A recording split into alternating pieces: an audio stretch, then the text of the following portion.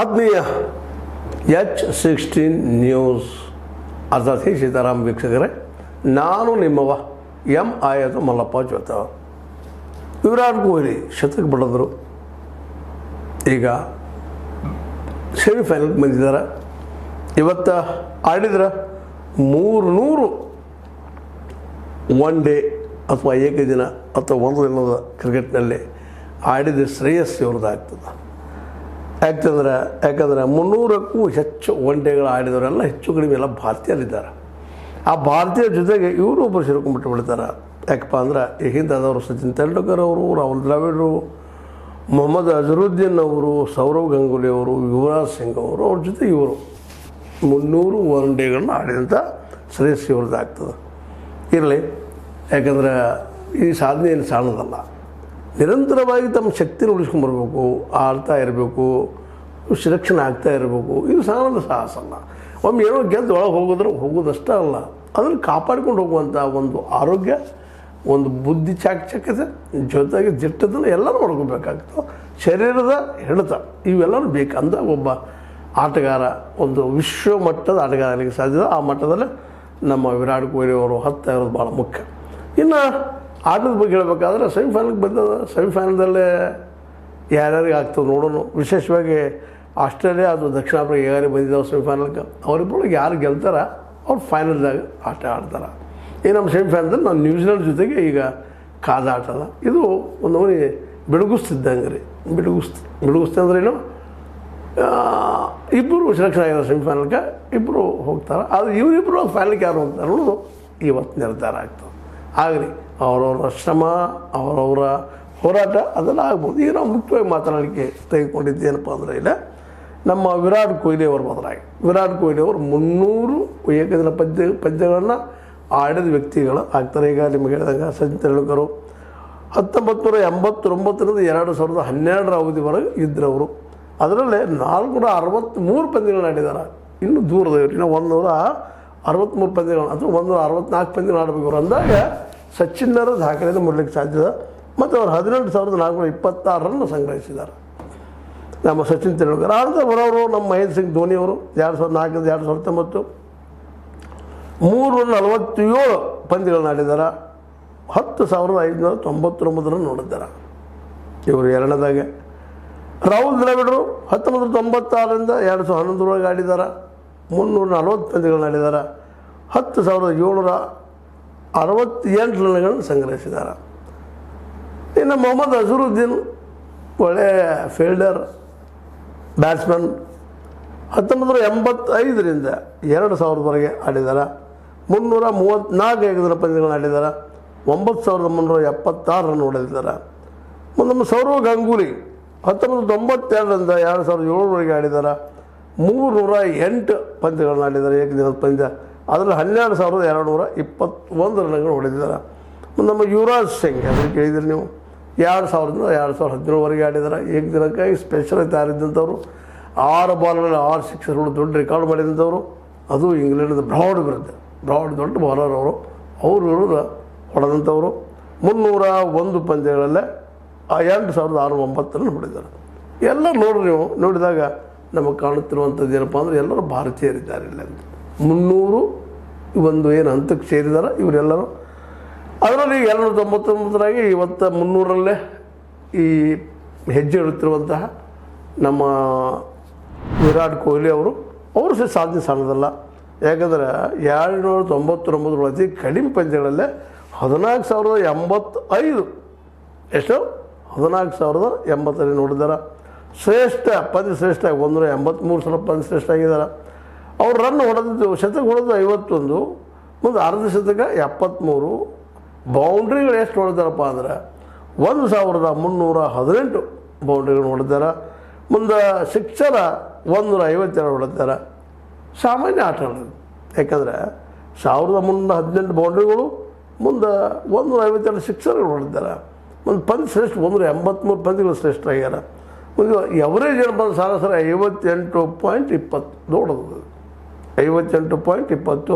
Strike rate 93-41. ವಯಸ್ಸು 36. ಮತ್ತು ಇದರಲ್ಲಿ ಕ್ಯಾಚ್ ಹಿಡಿದು 158. ಇದು ದೊಡ್ಡ ಸಾಧನೆ. ಇದನ್ನು ಸಣ್ಣದಲ್ಲ ಅಂತ ಸಾಧನೆ ಮಾಡಿದಂಥ ವಿರಾಟ್ ಕೊಹ್ಲಿ ಅವರು ಇವತ್ತು 300ನೇ ಪಂದ್ಯದಲ್ಲೇ ಶತಕ ಹೊಡಿಲಿಲ್ಲ ಅಂದ್ರೆ ಬೈಕೆ ಭಾರತೀಯರಿಗೆ. ಯಾಕಂದರೆ ಒಬ್ಬ ಶ್ರೇಷ್ಠ ಬ್ಯಾಟ್ಸ್ಮನ್ ಅದು ಭಾರತದಲ್ಲೇ. ಮತ್ತು ಎಲ್ಲ ನೋಡಿದ್ವಿ ನಾವು, ಇದು ಜಸ್ಟ್ ಎಲ್ಲರೂ 300 ಮೇಲೆ ಪಂದ್ಯ ಆಡಿದವರು ಭಾರತೀಯರು ಏಕದಿನ ಪಂದ್ಯಗಳಲ್ಲಿ. ಒಂದು ರಾಷ್ಟ್ರದಲ್ಲಿ ಈ ರೀತಿಯಾಗಿಲ್ಲ, ಯಾಕೋ ಏನೋ ಗೊತ್ತಿಲ್ಲ. ಬಟ್ ಇವರು ಸಾಧನೆ ತೋಡೋದು. ಯಾಕಂದ್ರೆ ಅಲ್ಲೇ ಅವರು ತಮ್ಮ ಸೆಲೆಕ್ಷನ್ ಕಮಿಟಿಯಿಂದ ಸೆಲೆಕ್ಷನ್ ಆಗಿಲ್ಲ ಅಂದ್ರೆ ಅವ್ರು ದೈಹಿಕವಾಗಿ ಅಥವಾ ಮಾನಸಿಕವಾಗಿ ಅಷ್ಟು ಪ್ರಬುದ್ಧವಾಗಿ ಉಳಿದಿಲ್ಲ, ತಮ್ಮ ಶೈಲಿ ಉಳಿಸ್ಕೊಂಡಿಲ್ಲ ಅನ್ನೋದು ಇದನ್ನು ಸ್ಪಷ್ಟ ಆಗ್ತದೆ. ಮತ್ತು ಇನ್ನೊಂದು ಏನು ಸ್ಪಷ್ಟ ಆಗ್ತದಪ್ಪ ಅದು ನಮ್ಮ ಆಟಗಾರರು ವಿಶೇಷವಾಗಿ ಇದನ್ನು ಭಕ್ತಿಯಿಂದ ಗೌರವದಿಂದ ಇದ್ರ ಡೆಡಿಕೇಶನ್ ಮಾಡಿ ಆಡಿದ್ದಾರೆ ಅಂತ ಅನಿಸ್ತದೆ. ಇದರ ಅರ್ಥ ವಿದೇಶಿ ಆಟಗಾರರು ಇಲ್ಲ ಅಂತ ಅಲ್ಲ, ಅವರು ಬೆಳೆದು ನಿಂತಿದ್ದು ಅವ್ರ ಡೆಡಿಕೇಶನ್ ಇದ್ದಾನೆ. ಅದು ನಿರಂತರವಾಗಿ ಉಳಿದೋದಲ್ಲ, 20 ವರ್ಷ 10 ವರ್ಷ 15 ವರ್ಷ ನಿರಂತರ ಆಡ್ತಾ ಇರೋದು. ಇದು ಭಾರತೀಯರ ಒಂದು ಕರಗದ ಏನಪ್ಪ ಇವರಿಗೆ ಅನ್ನೋ ಹಂಗೆ ಅನ್ನಿಸ್ತದ. ಆದರೂ ಇವರ ಸಾಧನೆಗಳ ಬಗ್ಗೆ ಎಷ್ಟು ಮಾತಾಡಿದ್ರು ಕಡಿಮೆ. ಅದರಲ್ಲೂ ವಿರಾಟ್ ಕೊಹ್ಲಿ ಅವ್ರ ಬಗ್ಗೆ ಅಂತೂ ಇವತ್ತು ನಾವು ಸಣ್ಣ ಪೀರಿಯಡ್ನಲ್ಲಿ, ಸಣ್ಣ ಕಾಲಾವಧಿಯಲ್ಲೇ ಇಷ್ಟು ದೊಡ್ಡ ಸಾಧನೆ ಮಾಡಿದ್ದಾರೆ. ಇವತ್ತು ಅವ್ರು ಏನಾದರೂ ಶತಕದ ಮತ್ತೇನೋ ಪಂದ್ಯ ಶ್ರೇಷ್ಠ ಹೊಡೆದ್ರಂತ ಇನ್ನೂ ದೊಡ್ಡ ಹೆಸರಾಗಿಬಿಡ್ತದೆ. ಯಾಕಂದ್ರೆ ಫೈನಲ್ನಲ್ಲಿ ಈಗಂತೂ ಫೈನಲ್ಗೆ ಹೋಗೋದು, ಇವು ಯಾರು ಗೆಲ್ತಾರೆ ಅವ್ರಿಗೆ ಗ್ಯಾರಂಟಿ ಅಂತ ಅನ್ನೋದಾಗ್ಯದ. ಇನ್ನು ಇವು 4 ಈ ತಂಡಗಳಲ್ಲಿ ಯಾರು ಗೆಲ್ತಾರೆ ಯಾರಿಲ್ಲ ಅನ್ನೋದು ಇವತ್ತು ಒಂದಂತೆ ಇವತ್ತು ಕ್ಲಿಯರ್ ಆಗ್ತದೆ. ಭಾರತ ಹೋಗ್ತದೆ ಫೈನಲ್ಗೆ, ಇಲ್ಲ ನ್ಯೂಜಿಲೆಂಡ್ ಹೋಗ್ತದೆ ಅಂತೇಳಿ. ಇಬ್ಬರಿಗೂ ಇದು ಒಂದು ರೀತಿ ಏನಪ್ಪ ಅಂದರೆ ಸೆಣಸಾಟದ ಪಂದ್ಯ. ಮತ್ತು ಎರಡೂ ತಂಡಗಳನ್ನು ಫೈನಲ್ಗೆ ಹೋಗುವಂಥ ಅರ್ಹತೆಯನ್ನು ಯೋಗ್ಯತೆಯನ್ನು ಹೊಂದಿದಂಥ ಪಂದ್ಯಗಳಾಗಿದ್ದಾವೆ, ತಂಡಗಳಾಗಿದ್ದಾವೆ. ಇಂಥ ಒಂದು ಅಸಾಮಾನ್ಯ ದಾಖಲೆನೇ ಈ ಸಲ ನಮ್ಮ ತಂಡದವ್ರು ಮಾಡ್ಬೋದಾ?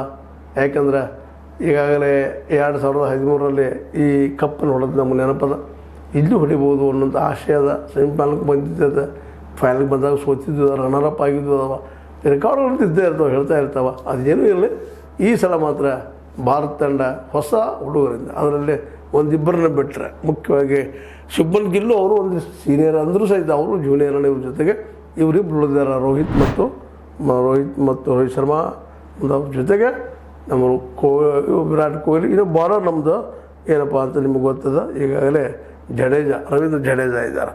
ಇನ್ನು ಇವರೆಲ್ಲ ಹಲವರು ಮುಂದಿನ ಚಾಂಪಿಯನ್ಶಿಪ್ ಉಳಿತಾರಲ್ಲ ಗೊತ್ತಿಲ್ಲ.